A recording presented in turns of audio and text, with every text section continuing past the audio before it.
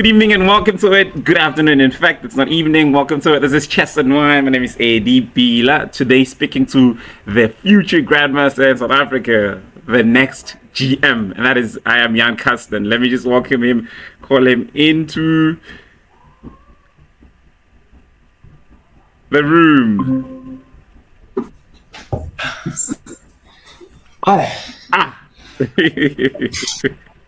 Good afternoon, Jan Karsten, International Master, the next GM in SA. Welcome to Chess and Wine. Thanks. Yo, you don't have no idea how excited I am to be speaking to you. Just to get, hey, you're a super special player, man. Like, now let me start because obviously, this is my excuse, right? I like being all over the place, so I'm not quite as structured as you. Yeah, you super chess players are, so you'll forgive me, like, because I have a lot of interest. I have a lot of interest in your thinking, in your style, in everything that happened that led you to where you are today, right? So, like, I want to ask first, what is it that drives you? Like, I mean, obviously you're super talented, but what's the drive? Where does the drive come from? What?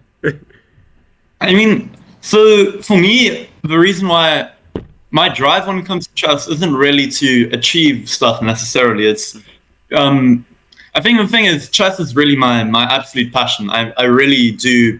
I just love the game. So for me, I don't, even if I wasn't really achieving anything, I would still be putting in all my time in chess because it's really just what I enjoy the most. So I'd say that is really my motivation. I believe that because I see that whenever you're playing, it's like you're having fun. That is why you're not even scared to take chances. Yeah.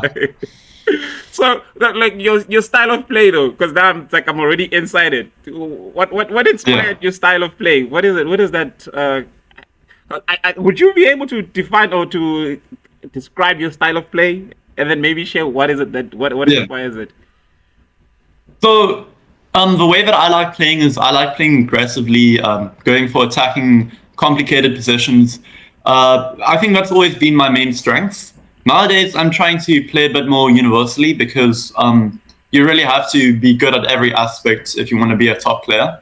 So I'm trying to play positioning as well, but attacking style has always really just appealed to me because if I look at games, right, I find it much more entertaining to see a game where someone sacrifices pieces and checkmates somebody than to see a game where they just play a long positional thing, a pawn up. I mean, that's not really that entertaining. Yeah. So my motivation is always just to try and play beautiful games, and that's what I'm trying to do, and it's been working out for me so far. It has. Who would you say your biggest inspirations, like in terms of like top players, like whose style? If you've studied any other old players. Yeah, so definitely, probably if I'm looking at past players, it would be Michael Tal. I mean, he played. I wouldn't. My style isn't exactly the way his is, but it's more or less in that line. I like playing aggressively, but modern players, it's definitely Hikaru Nakamura. Also because nowadays I play King's Indian, and that was one of my inspirations because he used to play King's Indian all the time. Yeah. Nowadays, not so much, but so those two players are one of my biggest inspirations, and also my coach Adam Forzi he also likes playing aggressive lines. So I guess we all. It's a good match, yeah. Yeah. Can we go back to that now? And obviously now the coaches, who would you? I don't know. Like I'm thinking if I don't know if you've seen this little clip of Snoop Dogg saying holding a glass of something and saying, first of all, I want to thank myself, because when he's thinking of who to thank for the success that he's reached, he thinks it's only himself, right? Like if you had the chance to like thank all the people that have influenced your play, your game, your improvement from earlier on when you started learning how to play chess to Adam Fauzi, where you are right now. Who are the people that have contributed? So, I mean, my chess journey actually started really early. I learned to play chess when I was 3 years old. I used to play, 3.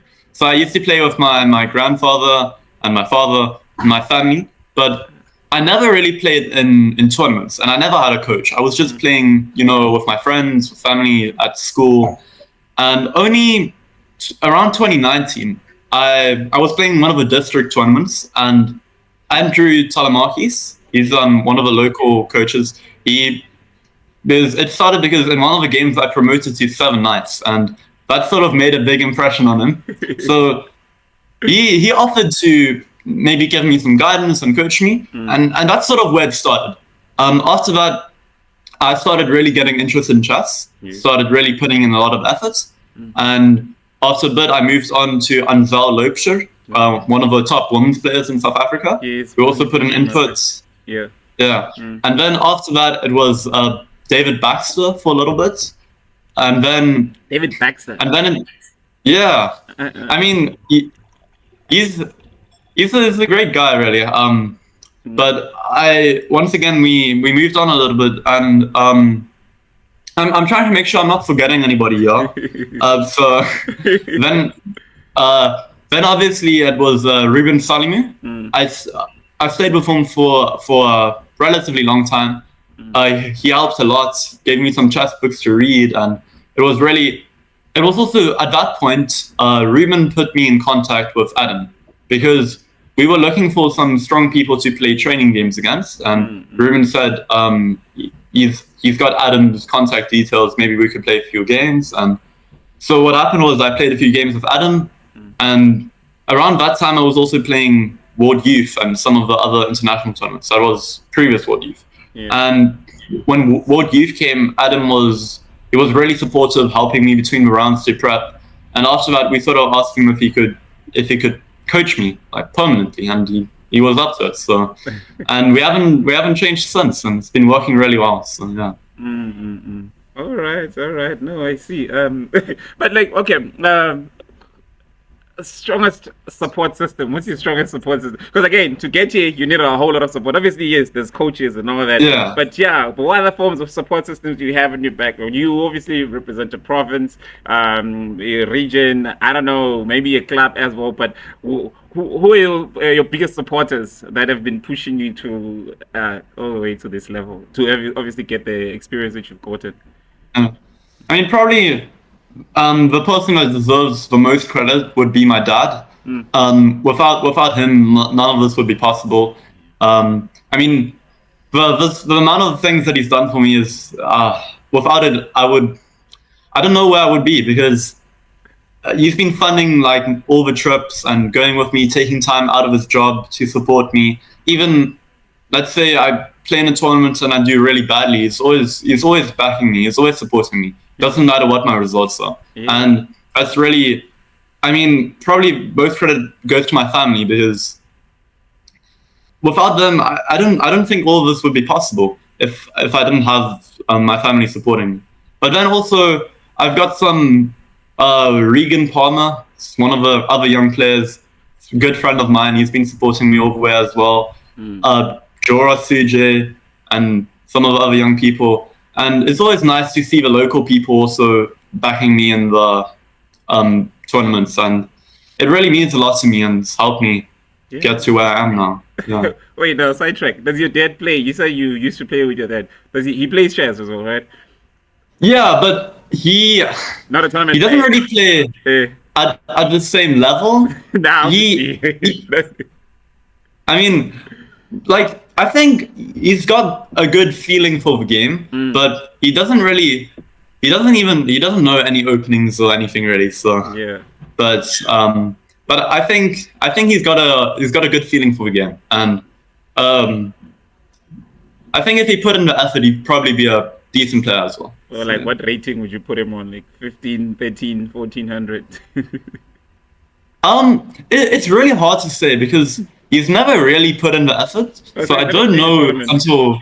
Yeah. I think he's played maybe one tournament in his life. Right. That's because I kind of forced him to play it. I just wanted to see him play it somewhere. But no. I think if he put in... Shouting out your dad. No, I mean, this is just a big shout out to your dad, because I mean, he is with the support that he's given you. He's given a huge contribution to chess in South Africa. So again, this is he's done so much for you, obviously, and in I don't know what's the word. In a way, also for chess in South Africa, so he's the biggest contributor. Shout out to him for that. And yeah, I guess we could move on to the chess tournaments. Let me just give me this thing because obviously you've won many tournaments up to this point. What's the one tournament that you've won that you're most proud of? Most proud of. Yeah. I'd actually have to give that to most recent Cape Town Masters tournaments. Obviously, winning African Juniors in end of 2022 was a great achievement for me. It's also how I got my IM title. Yeah. But I don't think anything really compares to winning one of the local tournaments. I mean, I might have been the top seed, but it wasn't easy by any means. I mean, so I think I played really well in the tournaments. Ending on 8 out of 9 is I was really happy with that. So, yeah. In that tournament, that's the tournament where we go obviously get the game where you play against I am Watu Kobese. A very impressive sacrifice, very impressive game. And again. Another impressive thing about this game with you is your attitude playing against such a legend, obviously, of the game in South Africa, and still having the guts to play a sacrifice, and still, you see what I mean? That is why, I mean, it's not just about the game itself, it's about also, obviously, others will see the sacrifice, but look at who they're playing against and be scared or whatever, but, you know, like... I mean, so also for a bit of background, about a month before that game, I played Watu in a rapid tournament, and I was playing black as well. I played a Nidolf, Sicilian, and he crushed me in like under 30 moves. It wasn't even close. He just sacrificed like some pieces, and I just lost. And I mean, going into the game in the Cape Town Masters, I was a bit afraid because I didn't have a good record against Watu in the 2 games we played. I drew 1 and lost 1. But I think the most important thing for me is that I try to just focus objectively on the position. To forget who I'm playing. If I'm playing a computer or person, it doesn't matter. I just need to try and play what I objectively think are the best moves. And yeah, I think it worked well. Yeah, and like because I remember, I think it was an interview that I had with I am Mabusela, and another one that I had with top highest rated player in South Africa right now, not active. Yeah, Daniel Steele, right? Is it Steele? Henry Steele, yeah. Henry Steele, sorry. Yes, Henry Steele. So one thing he said is that he doesn't wish to play the Olympiad as long as he's not motivated to participate, to come back to chess or even play the Olympiad because it's always the same players that are going, right? And Mabusela said the similar thing when he said they're looking for. I mean, he's been in the Olympiads for a team for a very long time. We need young players who can come up and remove them from it. So with you in that game against I am Gomez, I don't know, because obviously what Gomez has been in this for. Do you feel like you are that person? Because I mean, if you ask me, I would definitely say yes. But are you aware of what's happening? Do you see it? Do you feel it that you are part of the I don't know, man, the new school that is finally taking over the baton from the old school guys? I mean, I feel like it's been going really well recently, and I feel like if I play well, I have a good shot of making Olympiad team. I don't really mind what board I'm playing because it's just going to be such an honor playing in the Olympiad. If I'm playing board 4, board 3, it doesn't matter. But I think there are a lot of promising young players in South Africa, and the thing is, I might have the highest rating, but that's also because I've been given a lot of opportunities that some other players don't have. Like, I'm gonna use the example Charlton Mnyasa in Western Cape. He's a really strong player, but he hasn't really had the opportunities that I have. And I'd be really curious to see what he could have achieved if he's played the tournaments that I have, because I think he's got great talent for the game. Yeah. Of course. I mean, I think the same thing of players like Obanele Mango also, who've had their 10 and they've that's good. But now I'm at the point where like I was speaking about I am Watu Kobese, because I have a feeling that he was. I don't know. You were there, obviously. I have a feeling that he was as happy as you were for your win, because it represents hope.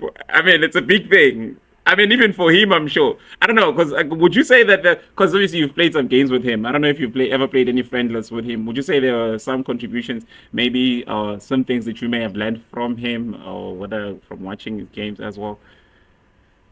I mean, so also what I said earlier, my style is I like attacking, and Watu is also a really aggressive player. So I sort of can identify with the way he plays chess, and I think the rapid game that I mentioned earlier was really I learned a lot in that game because that's probably one of the most crushing defeats I've suffered in the last 2 years or something. Is I just yeah. Yeah. So also, even in the most recent game that I won in Cape Town Masters, after the game, we were analyzing the game, and he was pointing out stuff that I didn't see during the game.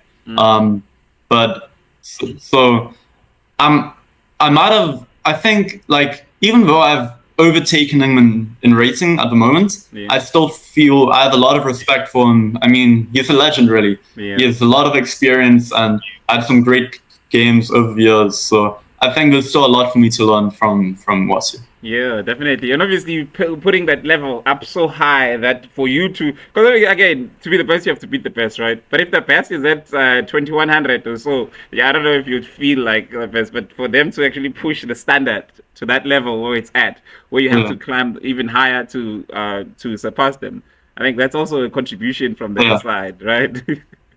Because I wanna go into wait. There's a you sent me a game. There's a game that you said, and I'm interested in that point where you said the game you played against Daniel Barish signified a great moment of a breakthrough for you. Can you speak to me on that about that? Just yeah. Was it in the Masters challenge last year, Cape Town Masters? Yeah. So that was the first edition of the Cape Town Masters. So they also had an I'm section, which was a round robin. I think a 10-player round robin, and this was also around. I just come the previous year. I'd come from winning African Juniors, so I was feeling positive about my chess, but I hadn't really proved myself against players in South Africa yet. I'd only played some international stuff, and so I mean the tournament I was doing pretty well. I was one of the lowest seeds in the tournament, and then I'm second last round. I was playing against Daniel Barish, and Daniel Barish, he won the 2019's FA Closed, great player, and I've always had a lot of respect for him. So beating him in that game was first of all it was unexpected, and also I found a pretty nice idea at the end, sacrificing a rook for checkmates. And I mean, after that game, I sort of realized, I might be able to actually be one of the top players in South Africa one day, which hadn't really occurred to me before. And I'd always looked up to those players and thought, maybe one day I can be close to the level. I didn't really expect to just be there already. So, I mean, beating Daniel was really the breakthrough for me.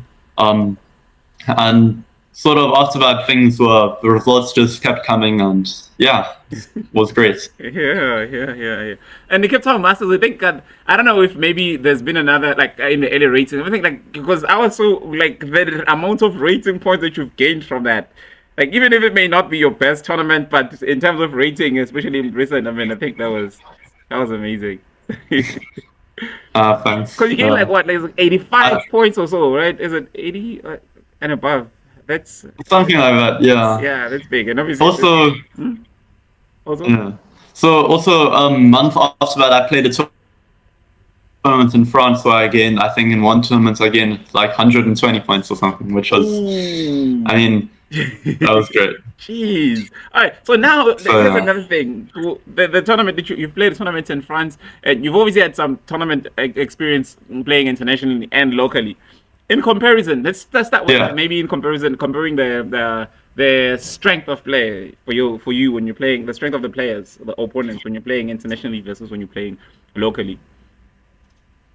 So first of all, I think the thing, I mean, most people already know this probably, but people in South Africa are definitely underrated. I mean, for instance, when I played Cape Town Masters, I was the top seed, but I didn't really feel like the top seed. I mean, every game was I'm playing against someone that's more than 200 points below me, and it's incredibly difficult to win. So, Yeah. I mean, but now the thing is, I think when I'm playing international tournaments, the people there, obviously they have a lot of resources. I mean, they've been playing chess. They get all the opportunities in the world, and they're also very well prepared, I feel, more so than people in local tournaments. And more or less the other stuff. I mean, the main thing to say is just, probably people in South Africa are just, they're underrated, and it's really difficult. Most people in South Africa don't get the opportunity to play international tournaments. I'm lucky enough that I've gotten a lot of opportunities, but most people don't get those opportunities. So I really feel that there's a lot of people in South Africa that have the potential to also maybe get the GM title, but it's not that South Africa has a lot of good players, but they don't really get the opportunities. And Yeah, that's true. But yeah, no, again, we'll get there. But you play for the Western Province, right? Ah, you're drinking wine. don't worry, it's only grape juice. But I have to do it. Yeah. Okay, super. So which region are you in? You in the Western Province region, right?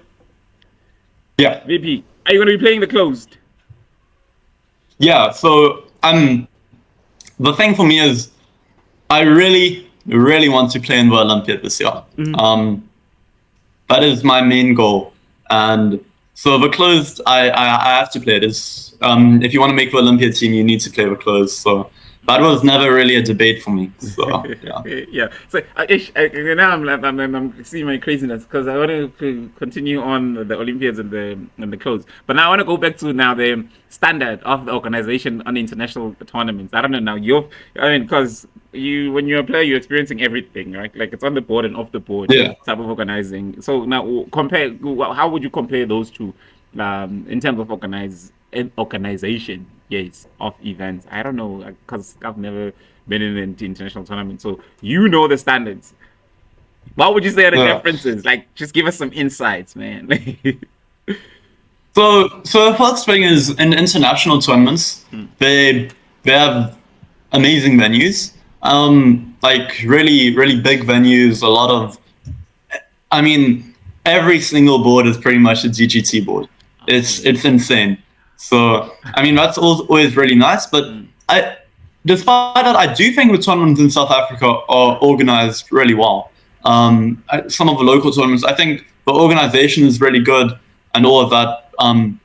But we really, in South Africa, we don't have access to the venues, to the quality of venues that people in Europe or other countries have. And we don't have all the resources, the amount of DGT boards and those stuff. But I'd say there isn't really, the tournaments are both international and local. The organization is good. The only thing that I would like to say is, when it comes to the closed, the closed was originally supposed to be in December, then it was supposed to be in January, and now it's supposed to be in March or whenever. I don't even know anymore. But but again, you see, that brings me to what's your take on the state of the politics in chess? Obviously, you're a player, you are aware of it, you have an opinion. What is your opinion on it? Like this, maybe last year, this year, and how has it affected you as a player? The state of the politics. Yeah. So, to be honest, I have to say I don't know that much about everything, but I do know enough to say that I'm happy that Hendrik isn't the president of Chessa anymore. So that was a relief. That he's finally gone away. But I don't really know enough about everything. So also, the thing about the close, the fact that it got moved repeatedly, I don't think that's to blame for Mats Chassa. I mean, I know there were some issues with Hendrik putting in an appeal and other stuff. So I don't think that is the new Chassa's fault that the close got moved around repeatedly. That's just how it is. And I'm positive about the future of chess South Africa now that we've got a new president. Hopefully it goes well. Once again, I don't really know enough, but I think it's in good hands now. No, but So, you definitely have an opinion, and your opinion counts as a top player in the country. So yeah, so we're happy with your opinion. Now again, I don't know. Let me just bring this other tournament experience. You remember the Moja, right? Last year, you played the Moja Extravaganza, which is meant to be one of the biggest yeah. chess events in the country. And now we were speaking about organizing and venues. And obviously, that one biggest thing was that the venue that they needed was very expensive, and they obviously had to settle for. How was your experience playing the Moja Yeah. last year? So first of all, I know some top players. I'm not gonna name any names, yeah. Yeah, Weren't really happy about playing in the parking lot. yeah, Um, but for me, I didn't really mind the venue that much because my opinion is that it doesn't favor anybody. Everyone's playing in the same venue. The only thing that I can say, which was a bit bad about it, is the fact that the bathrooms were maybe 10 minutes walk away from where I was playing. yeah, And I drink a lot of water during the game. yeah. So, for instance, in my game against Adam, so Adam is my coach, and I'm doing well up to a point in the game, but I'm low on time, and I really need to go to the bathroom, but I can't because I don't have enough time. So I don't know what to do there. But, And it's not easy I to mean, focus when you're pressed on the other side, and now you need all yeah, the blood oxygen in your brain. Now it's focused on the bladder yeah, that is busy pumping. but I I didn't actually. I know a lot of people were really upset about how the conditions were in the Moya tournament. But for me, it didn't really bother me that much. The only thing that was a bit upsetting was the bathroom Yeah, being far away. far away, yeah. But I didn't mind playing in the parking lot. I think Yeah. that was fine. I So, mean, yeah. chess is still chess anyway, right? Like, Yeah. all right. So like any like first, what are your goals for the year? Like, looking forward. Let's say for the next from now until December, what do you aim to achieve? So first of all, probably my main goal is I want to reach 2400. Yeah, Because most to be usually international masters, to be an international master, you need to reach 2400 rating. yeah, But I got mine because I won African juniors, which gave me a title. I only needed to reach 22 or 2300, something like that. yeah. So because I've had a lot of people asking me like, how are you an IM if you're not 2400 yet? And it's a bit frustrating to keep answering that question. It's not local people because it can be. Yeah, Yeah. international people. Obviously, But as we used to IMs who are rated 21, 22. yeah, Yeah. so that would be one of my goals. I would like to. I don't want to set overly ambitious goals because if I were to do that, probably I would like to get a second GM norm. That would be great, and try to get 2450. I'd say that would be if I can reach 2450 by the end of this year, I'll be really happy. Ooh, and what are your plans? What are your plans for reaching that tournament? That rating? Because again, we both know that it would not be easy as a 2300 playing within South Africa, where most of the players are below the 2300 rating, or Yeah, even 24. So it yeah. wouldn't be. So what are your plans going forward now to reach that 2450 rating? What do you have planned? What do you have So scheduled? in about a month and a bit, I have there's a really nice tournament in Reykjavik, which we have planned. So to give you an idea, What's I'm 2300. You said Reykjavik. Reykjavik. Reik? It's in Iceland. Yeah. I don't really know how to pronounce it. I'm not an Icelandic person, Yeah. but to give you an idea, I'm 2323 at the moment, Yes. which puts me number 3 in South Africa. Yeah. But in the tournament I'm going to be playing, I'm going to be number 60 or 70 seed, At which is 2300, that's pretty number insane. 60. That doesn't make sense, does it? That's pretty scary, to be honest. But No, I'm no, no, going no, to no, do my wait, best. wait. Yeah. Whoa, you're saying your 2300 is an international rating, and you're going to be number 60 in the tournament you're going to be playing.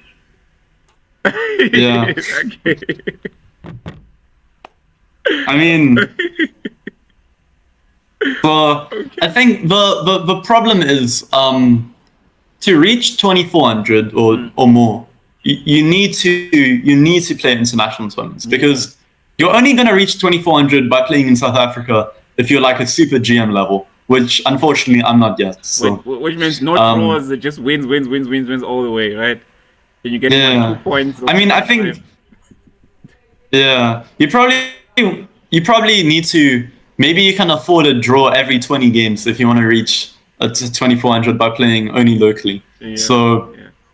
I mean, it depends who you play, obviously, but the thing is, to reach that rating, you need to play international tournaments.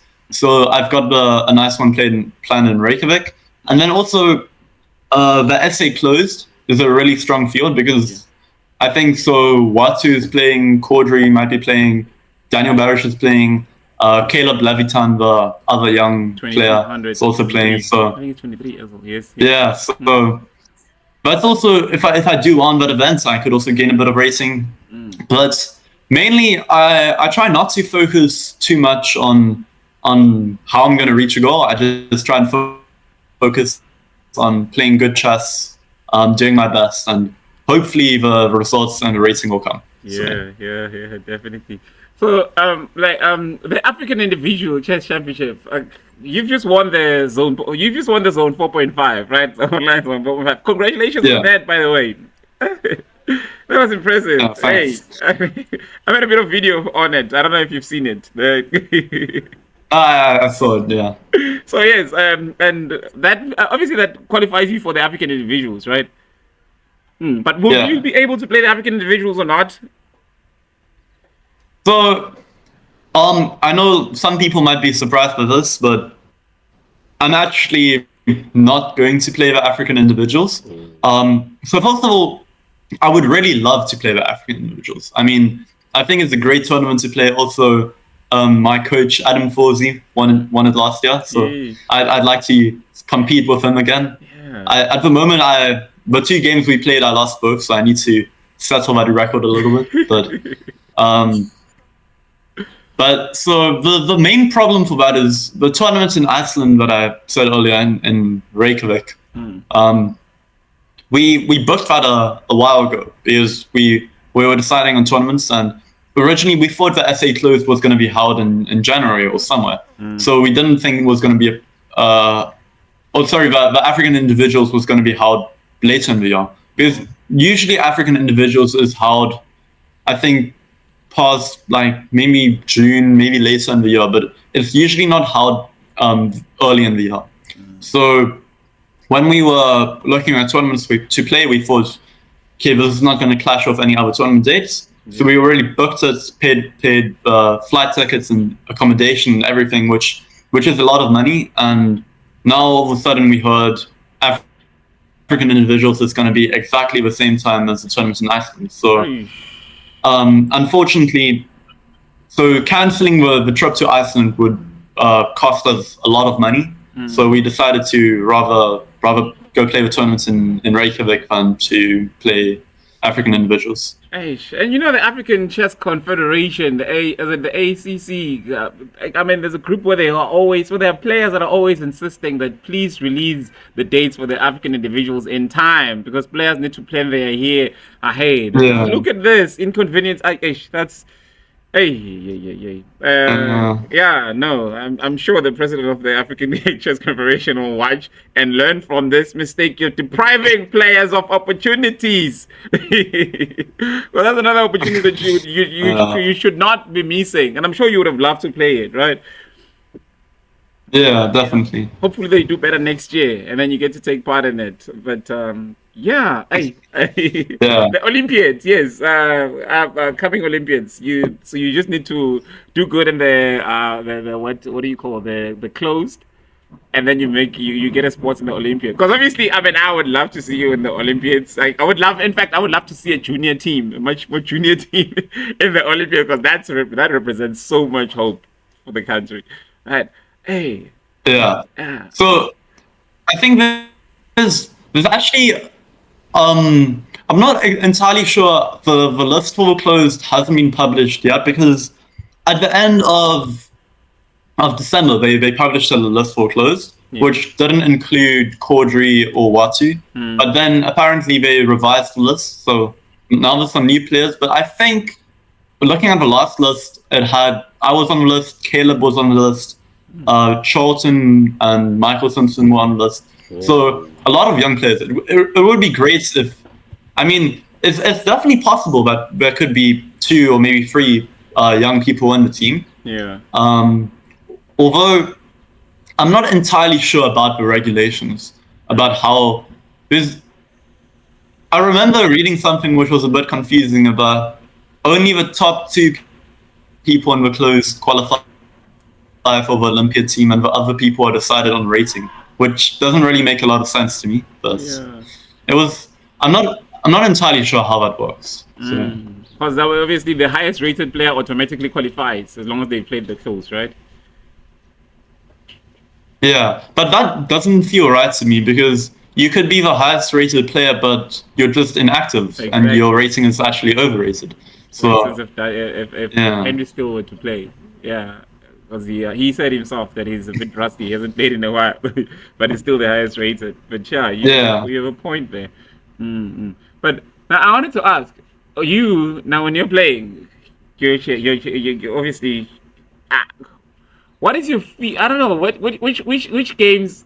Okay, like I don't know. Let me not even try to box your response. Or, what's your feeling when you're playing your peers, the strongest ones, like your Miaster Charlton, your Banela Mango, your who else? I don't know. Maybe Bukanya, Mazibugo, and other players. Versus when you're playing players like I am Mabusela, I am Watukobese, I am Caudry, and so forth. Like comparing the experiences when you're playing the two. What's your feel like the overall? I don't know. One is more exciting, one is less. One is more challenging, one is I don't know. Like so, I think the thing about playing other sort of young and active players is usually they're really well prepared, and they're also really motivated. Oftentimes when you see some of the older people who are also really good players, like Caudry, Mabusela, and Watu, I mean, they're all really good players, but I don't want to be offensive, but they're a bit older and not as motivated as they were once before. So also their theory isn't necessarily as up to date, and I'm not saying like they're still really really good players, but they're not as motivated as the young generation. So it's always more stressful for me to play another young player, because I feel like when I was playing. Also, I have to say, Banele is someone I've always struggled against. I don't have a really good record against him. Last round in the Moya tournament, he just demolished me. So hoping to get revenge against him one time.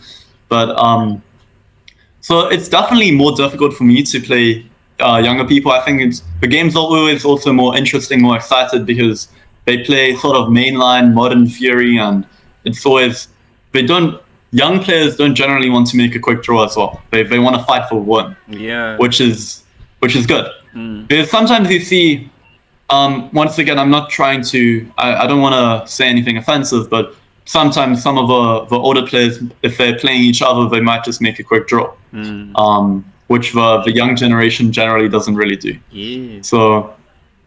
No, I like the point where you say their theory is outdated. The old players especially, and you're not offensive, because I remember it's the same thing that I am Abuzera said when you were having an interview with him. I don't know if you've seen it, where he said you would go internationally and you play. He was speaking about the Olympiads.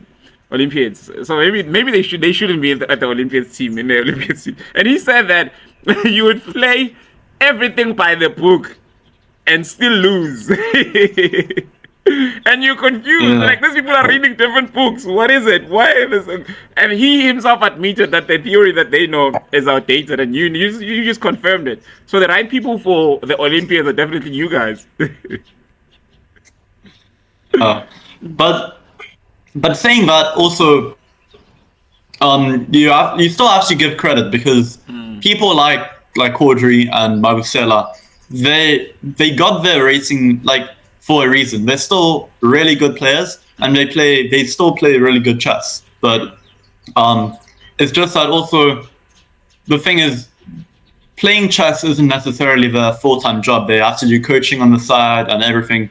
So they don't really get all the time, but for instance, I do, to look at opening theory and other stuff. They have to make a living out of doing other stuff. So they don't get as much time to work on their chess as I do. How much time do you spend in a day on your chess?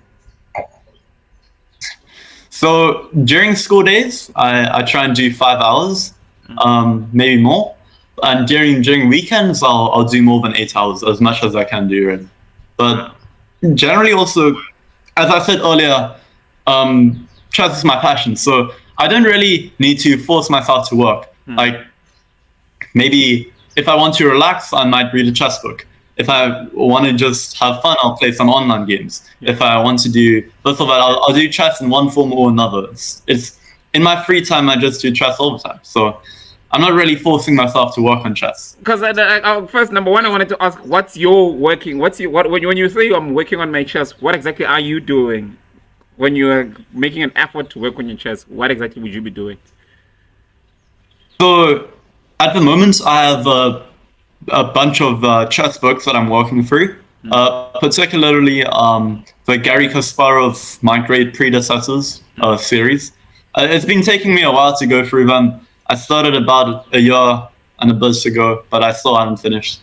I mean, those books are really heavy, so I don't expect to finish anytime soon. And then also I've got some other books that I'm working through, and then also, so that's one part of my training. I read books, and then another PDF, part is copies of PDF. I just have to ask. I don't know why, but I just have to ask.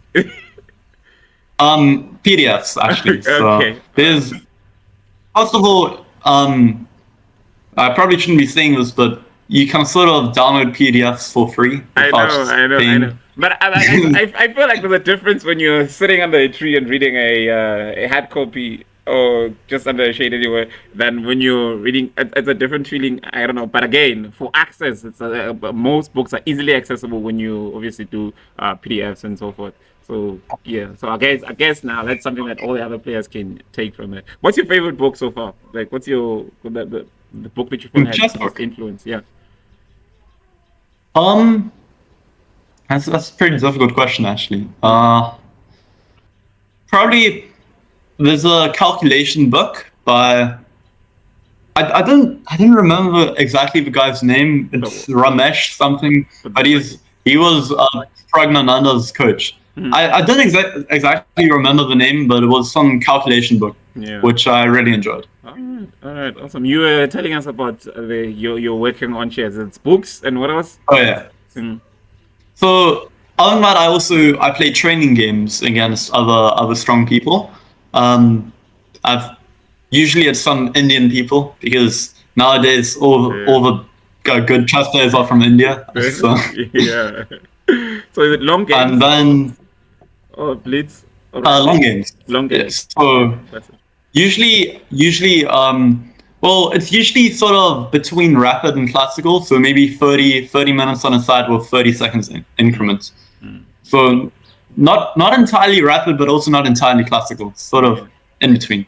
All right. And then lastly, also I work on my openings, but usually most of my effort goes into the other stuff. I only really work on my openings when there's a tournament coming up. So maybe a week before a tournament is coming up, I'll look at my openings, because really the most important thing, if you want to improve at chess, improving your openings isn't really improving that much. You need to work on the other aspects of your chess. Yeah, like a technical. Openings obviously help you, but it's not really improving your chess play. It's just helping you get good results, sort of, if that makes sense. What's important? What's more important than openings, in your opinion? Middle games and end games. Nowadays, I'm working mostly on end games, because probably middle games is the thing that I'm best at the moment, more than my openings or end games. Is so going back to what I said earlier, I like playing aggressively and attacking, which you don't really get to do as much when you're playing an endgame. So Yeah. I've had to work a lot on my endgame to try and improve it, but I think it's working. All right. So obviously, number one is books. Secondly, it's playing with obviously other strong opponents, practice games, and thirdly is what looking at your openings and yeah, Yeah. yeah. You do puzzles as well. Yeah, so I guess on chess.com Puzzle Rush. Yeah. I don't I do a lot of Puzzle Rush, especially the 3 minutes version. I'm pretty happy I got my all-time best is 53 in 3 minutes, which I think is pretty good. It is. But I do it a lot. So, Yeah. Whoa, no, but like I mean, there's so much. I mean, I want to go on, but I'm trying to respect your time because you said that you would normally on weekends you spend 8 hours on your chess, and I don't want to be taking a whole full hour off it. Like, hey, Jan, man, like you have no idea how much what you represent is big. It's bigger than you, man. And I don't mean to put any pressure on you, but but I mean, South Africa is looking at you for the next grandmaster.